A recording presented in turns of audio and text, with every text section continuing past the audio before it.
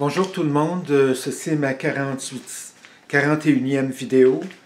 Donc, pour faire la meilleure vidéo possible et surtout pour ne pas oublier des détails importants, je préfère lire un texte. Et pour ceux qui trouvent ma vidéo sans passer par mon site internet, je me présente, mon nom de scientifique multidisciplinaire et autodidacte est Gilles Lauzon Urtubise et je suis le propriétaire du site firsthumanmultiintelligence.com sur votre côté gauche donc de votre écran. Donc voici, comme vous savez, le titre de la vidéo est Hypernova. Est-ce qu'elle se produit selon les connaissances actuelles? Donc, selon plusieurs sources en astrophysique, une hypernova désigne une explosion qui libérait l'énergie de plus de 100 supernovas, soit environ 10 exposant 46 joules. Il s'agirait des explosions les plus puissantes de notre univers depuis le Big Bang, qui n'a jamais existé par ailleurs. Bon, mais ça, c'est pas dans le texte là, des sources. Depuis la fin des années 1990, le terme désigne plus spécifiquement l'effondrement en fin de vie d'une étoile exceptionnellement massive. Ces étoiles sont très rares et il est estimé qu'une hypernova se produit dans la Voie lactée seulement une fois tous les 200 millions d'années. En outre, une explosion en hypernova se produit selon le même principe que celui qui mène à une explosion en supernova, selon leur connaissance à eux. Mais, à part le fait qu'il se produit avec une étoile qui est beaucoup plus massive, il est le résultat de l'ensemble des phénomènes qui résultent de l'implosion d'une étoile en fin de vie, notamment une gigantesque explosion qui s'accompagne d'une augmentation brève mais fantastiquement grande de sa luminosité. Or, pour moi, cela est totalement faux parce que l'hypernova se produit selon un ensemble de phénomènes qui sont complètement différents et qui sont exactement les mêmes que ceux qui mènent à une explosion en supernova. Mis à part le fait qu'il se produit à partir d'une étoile qui est proportionnellement beaucoup plus massive, et que j'explique de A à Z dans quelques théories qui font partie de mon groupe de théories qui sont entre 50 à 100 théories ou plus en astrophysique pour expliquer le fonctionnement de l'univers à l'échelle macroscopique. Et donc, plus d'informations sont disponibles sur mon site concernant d'autres sujets de l'astrophysique et d'autres sujets aussi de d'autres domaines, entre autres en chimie aussi. Donc. Par ailleurs, selon mes résultats d'études autodidactes qui sont en grande partie en astrophysique et un peu en chimie de seulement 5 ans et 8 mois, pendant lesquels j'ai réussi à inventer et ou produire un groupe de théories entre 50 à 100 théories ou plus en astrophysique et un petit peu en chimie, ces études m'ont mené à inventer et à produire une quantité suffisante de théories pour réussir à décoder le fonctionnement de l'univers à l'échelle macroscopique. Et en plus, elles servent également à expliquer l'origine de tous les objets connus de l'univers, ainsi que leur mode de formation, leur mode de fonctionnement et les circonstances ou les conditions qui les mènent à l'une ou l'autre des différentes morts possibles de tous les objets de l'univers, et beaucoup d'autres choses particulières à chaque type d'objet, mais que je révélerai seulement après le dépôt de mon premier brevet pour un vaisseau spatial extraordinaire de première génération, et peut-être après un troisième brevet qui concerne un vaisseau spatial extraordinaire d'une troisième génération. Donc, de plus, en ce qui concerne la possibilité qu'une étoile en fin de vie puisse produire une explosion et ensuite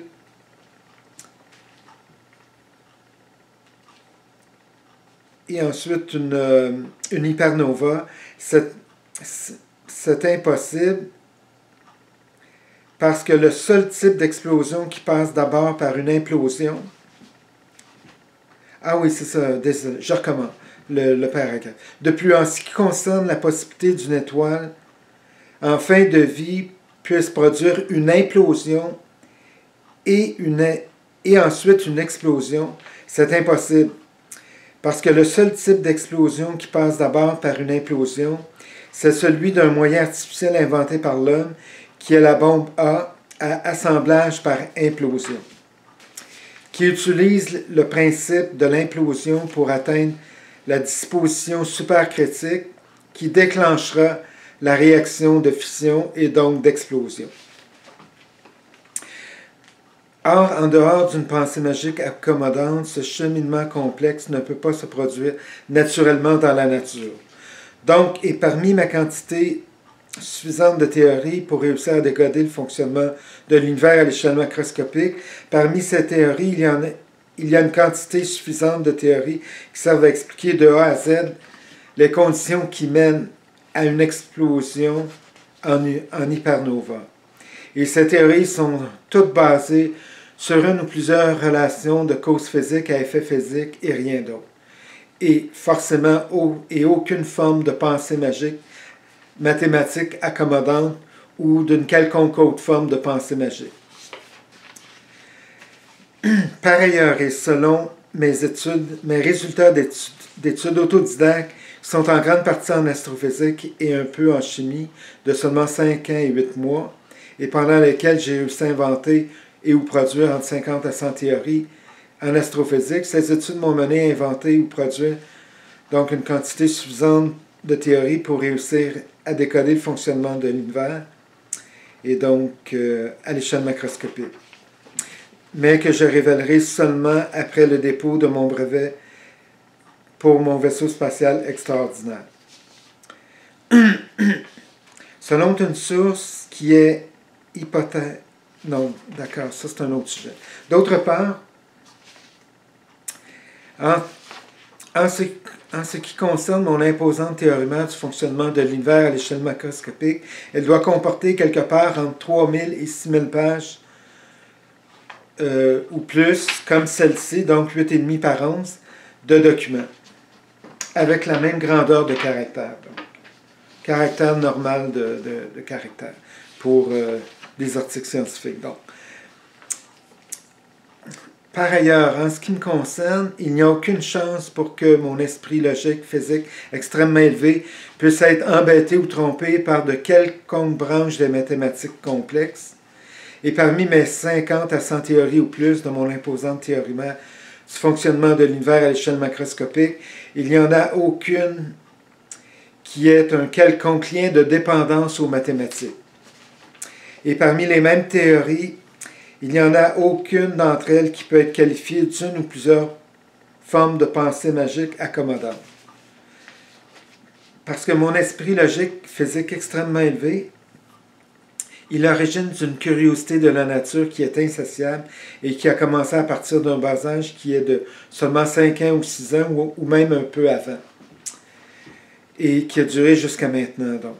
De sorte qu'à partir d'un très bas âge, je me suis trouvé à assimiler une grande quantité d'expériences de la nature, mais aussi de relations de causes physiques à effets physiques pour comprendre le fonctionnement de la nature le plus que je le pouvais à ce moment-là. Donc, tout ça en commençant à partir d'un très bas âge, par observer la nature des sols, des cours d'eau, des insectes, des petits animaux et toutes les choses de la nature qui sont trop longues à énumérer. Et tout ça grâce au fait que je suis né sur une ferme et au bout de la ferme, du terrain de la ferme, il y avait un boisé et juste derrière la maison, il y avait une rivière large. Donc tous les matins, très jeune, je me levais pour aller voir le bord de la rivière s'il n'y avait pas la possibilité pour moi de voir des poissons dans l'eau ou des petits animaux ou des insectes, en tout cas toutes sortes d'animaux sur le bord de la rivière. Et même dans les champs et aussi dans le boisé.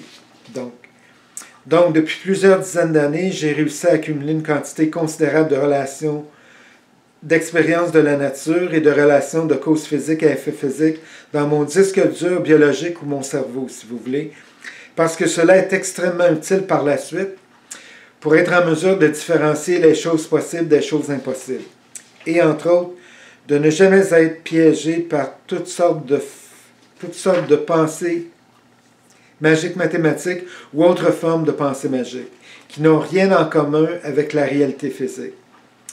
Et grâce à mes capacités intellectuelles extrêmement élevées en investigation approfondie, en réflexion approfondie, en analyse très approfondie et de toutes sortes, ainsi qu'en inventivité sans limite et de toutes sortes aussi, et en plus de beaucoup d'autres formes d'intelligence très importantes que je pratique continuellement. Tout ceci m'a permis d'être le premier et le seul de l'histoire à pouvoir décoder le fonctionnement de l'univers en un temps, le fonctionnement de l'univers à l'échelle macroscopique et en un temps extrêmement court de seulement 5 ans et 8 mois. Alors que tous les autres astrophysiciens ou planétologues avant moi en ont été incapables pendant les 200 dernières années ou plus loin encore. Actuellement, mes 50 à 100 théories ou plus de mon imposante théorie mère du fonctionnement de l'univers à l'échelle macroscopique, elle m'apporte un niveau de satisfaction qui est quelque part entre 96% et 98,5%. Par contre, je ne serai jamais 100% satisfait tant que je n'atteindrai pas un niveau de satisfaction de 100%. Et cela est la raison pour laquelle j'aime m'attaquer à au moins 3 ou 4 dossiers extrêmement complexes ou plus à la fois, qui sont actuellement, évidemment, le premier, mon imposante théorie du fonctionnement de l'univers, que je vais amener jusqu'à 100% de satisfaction.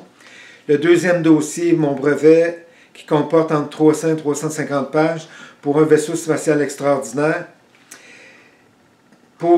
Par contre, je dois continuer de travailler pour tenter de trouver du financement parce que je tiens à finaliser le meilleur brevet possible avec des agents de brevet et jusqu'à ce qu'il puisse être protégé à un niveau très élevé, j'espère jusqu'à 100%. De sorte que, en ce qui concerne le sujet d'aujourd'hui, ceci est une autre preuve d'une totale incompréhension du fonctionnement de l'univers à l'échelle macroscopique de la part de tous les autres astrophysiciens avant moi, en ce qui concerne le phénomène hypernova. Donc, parce que du fait que j'ai réussi à décoder tous ces mystères-là, je suis à même de comprendre les immenses difficultés et complexités à surmonter pour tous les autres astrophysiciens avant moi, avant qu'ils puissent commencer à décoder petit à petit le mode de fonctionnement de tous les objets. Et s'ils y arrivaient, après d'immenses travaux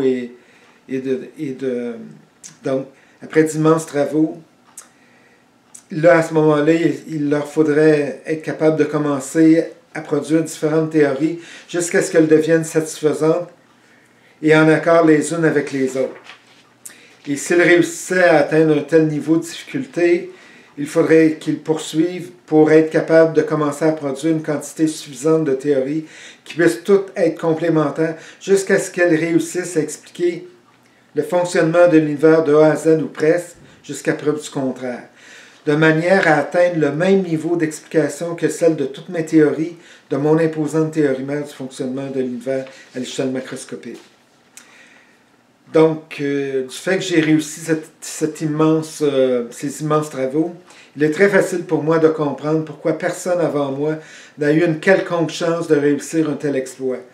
Parce qu'il est d'un niveau de difficulté qui est incommensurable, et vous en aurez la preuve lorsque vous pourrez en prendre connaissance, entre autres de mon imposante théorie mère du fonctionnement de l'univers à l'échelle macroscopique, qui sera publié sur mon site internet et dans une revue scientifique, et comme tous les autres travaux que j'ai accomplis aussi. Et parmi toutes mes théories qui entrent dans mon imposante théorie mère du fonctionnement de l'univers, il n'y a aucune d'entre elles qui puisse être qualifiée de théorie d'une ou plusieurs pensées magiques accommodantes, parce que toutes mes théories sont basées sur une ou plusieurs relations de cause physique à effet physique et rien d'autre. D'autre part, s'il m'arrive dans un futur approché que j'en vienne à me rendre compte que l'une de mes théories n'est plus acceptable, eh bien, je vais la modifier le plus vite possible. Mais, d'un autre côté, est-ce possible que l'une de mes théories en devienne à être complètement erronée? Ça, c'est impossible. Par contre, dans les pires cas possibles, Je n'aurai simplement qu'à y apporter une ou quelques petites modifications. En conclusion de cette partie de texte, mes ambitions intellectuelles et humanitaires et ma responsabilité en tant que scientifique multidisciplinaire et autodidacte et humaniste, c'est de faire avancer les connaissances de l'humanité. Aussi, de produire ou former un site Internet qui va servir à protéger tous les membres de la société, donc qui va comporter un site de rencontre et qui va offrir à tous les utilisateurs des systèmes outils pour se protéger avant de rencontrer quelqu'un qui leur convient. Et lorsqu'ils le rencontrent, ben encore là, de se protéger par rapport aux choses que la personne qu'ils vont rencontrer va leur dire, pour vérifier si il est toujours conforme à ce qu'il a toujours prétendu être auparavant. Et donc, aussi de protéger l'environnement en regroupant toutes les idées nouvelles, pratiques de vie, les meilleures pratiques de vie, les meilleurs comportements pour protéger l'environnement qui sont de partout à travers le monde et avec les auteurs de ces nouvelles idées. En plus des nouvelles idées que moi je vais apporter. Donc, et en accord avec eux, évidemment, s'ils veulent que leurs nouvelles idées soient transmises sur mon site, parce que le contraire me surprendrait, donc. Et aussi une autre section qui va servir à protéger tous les animaux de la nature, parce qu'en les protégeant, c'est nous aussi que nous protégeons. Aussi, je reviens sur l'environnement. Il ne faut pas oublier que la Terre est la seule planète et la seule maison que nous avons. Donc, nous devons tout faire pour la protéger pour nous et pour nos futurs enfants, donc, et pour l'avenir de l'humanité.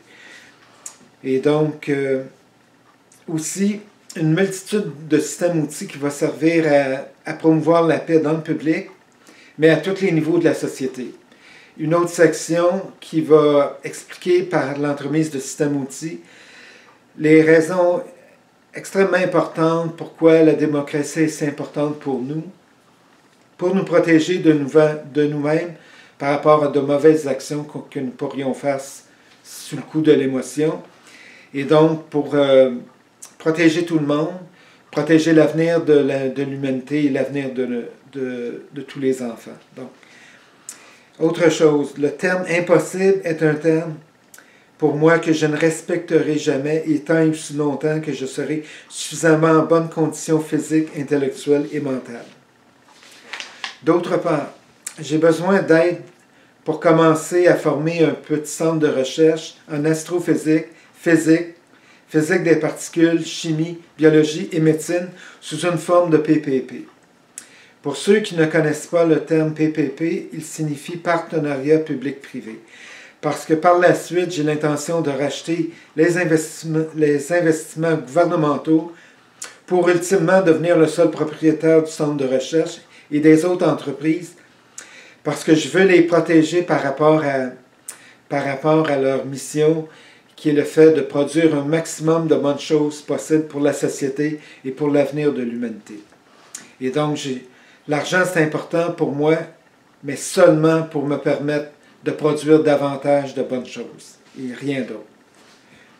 Donc, en ce qui concerne mon petit centre de recherche, j'ai besoin d'un démarrage lent qui va me permettre, je l'espère, de pouvoir rester en contrôle des investissements jusqu'à ce que je puisse devenir suffisamment autonome pour le racheter. Donc, un début de mon centre de recherche doit commencer par l'embauche d'un rédacteur scientifique et d'un groupe de bénévoles d'étudiants et d'un ou quelques professeurs en sciences, qui me serviraient de comité de lecture pour corriger, ajuster si nécessaire, mais ça me semble évident, et finaliser tous mes articles scientifiques, selon mes décisions finales. Alors que dans beaucoup de cas, les décisions sont déjà finales, mais dans certains cas, j'ai besoin de revérifier qu'est-ce qui peut être réinterrogé pour obtenir une position finale et la plus juste possible. Donc, et en ce qui concerne mes articles scientifiques, jusqu'à ce qu'ils soient les plus parfaits possibles. de sorte que la participation des étudiants et des professeurs, elle leur servirait de formation vers de nouvelles notions d'astrophysique qui visent à corriger les notions fausses d'astrophysique. Et dans beaucoup d'autres cas, où il n'y a actuellement aucune explication d'astrophysique pour tel ou tel phénomène du fonctionnement de l'univers à l'échelle macroscopique. Donc, de plus, et si c'est possible, j'ai l'intention de former une revue scientifique à mon nom, parce qu'en dehors de la plupart des mesures qui sont faites à partir des puissants télescopes de la Terre, par rapport au volume approximatif des objets ou autres mesures approximatives que j'accepte, parce que toutes ces mesures-là sont faites avec les meilleurs outils que nous avons et par des professionnels scientifiques qui font un excellent travail et aussi qui sont vérifiés par des mathématiciens très compétents. Donc, tous ces travaux-là, je les accepte. Par contre, la plupart des théories produites pour tenter d'expliquer partiellement le fonctionnement de l'univers à l'échelle macroscopique, malheureusement, la plupart d'entre elles sont erronées et dans beaucoup de cas, elles sont carrément inexistantes. De sorte que de mon côté, j'ai un immense mur de petites briques qui sont des théories qui entrent dans mon imposante théorie du fonctionnement de l'univers à l'échelle macroscopique.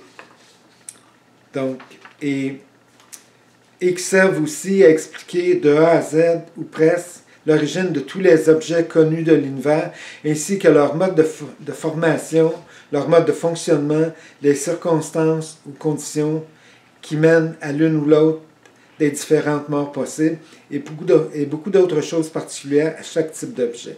Mais évidemment que je révélerai en entier seulement après le dépôt de mon premier brevet pour un vaisseau spatial extraordinaire de première génération, et peut-être après mon troisième brevet, parce que, évidemment, il y a un deuxième brevet, mais je ne pense pas le produire, lui. Par contre, je le garde toujours comme quelque chose de possible. Donc, c'est pour ça qu'à l'heure actuelle, je suis sûr du premier brevet et du troisième brevet. Donc, peut-être après le troisième brevet pour un vaisseau spatial extraordinaire d'une troisième génération. D'autre part, et aux environs d'un an après le début de mes études autodidactes en astrophysique et un peu en chimie, qui ont commencé en début février 2014, donc un an plus tard, environ début février 2015, lorsque j'ai inventé, sans m'en rendre compte sur le coup, mais le jour d'après, un appareil exceptionnel de première génération qui est capable, à cette époque-là, de produire ma technologie gravitationnelle. Donc, à partir de ce moment-là, je trouvais extrêmement dommage d'être obligé de continuer à travailler seul, à cause du brevet que je devais continuer à conserver en secret. Parce que sous le coup de l'émotion, on peut dire des choses qu'on ne doit pas dire pour protéger le brevet. Donc, de là la raison pour laquelle j'ai été obligé de travailler seul pendant les 6 dernières années et 2 mois. Mais maintenant, ce n'est plus le cas, parce que dans la dernière année, en fait, dans une partie de la dernière année, j'ai complété toutes les parties de mon brevet qui renferment mes inventions en astrophysique et toutes mes inventions en mécanique physique pour la construction de mon vaisseau spatial extraordinaire de première génération, ainsi que celle de mon appareil exceptionnel de première génération, qui est non seulement capable de produire ma première technologie, mais aussi mes 3 premières technologies gravitationnelles que j'ai inventées par la suite, à la suite de la première. Donc. Et peut-être, entre-temps, il est peut-être possible pour moi de décider de breveter mon appareil exceptionnel de 3e génération pour un vaisseau spatial extraordinaire d'une 3e génération, parce qu'il est capable de produire beaucoup plus facilement les 10 technologies gravitationnelles extraterrestres que j'ai inventées en même temps que j'ai étudié le phénomène des objets, des extraterrestres, des petites navettes extraterrestres qui se déplaçaient dans le documentaire OVNI, une affaire d'État. Donc, il y a une semaine ou deux, j'ai inventé mon troisième appareil exceptionnel. Donc. En conclusion, si j'avais pu travailler, d'autre part, et en conclusion, si j'avais pu travailler pendant les 6 dernières années et 2 mois avec des collaborateurs d'un centre de recherche, il est certain que j'aurais inventé et ou produit beaucoup plus de choses nouvelles, théories, inventions. Donc, merci d'avoir vu ma vidéo et bienvenue à ma prochaine vidéo qui va révéler mon opinion par rapport à un autre sujet extrêmement complexe de l'univers. Donc, merci et au revoir.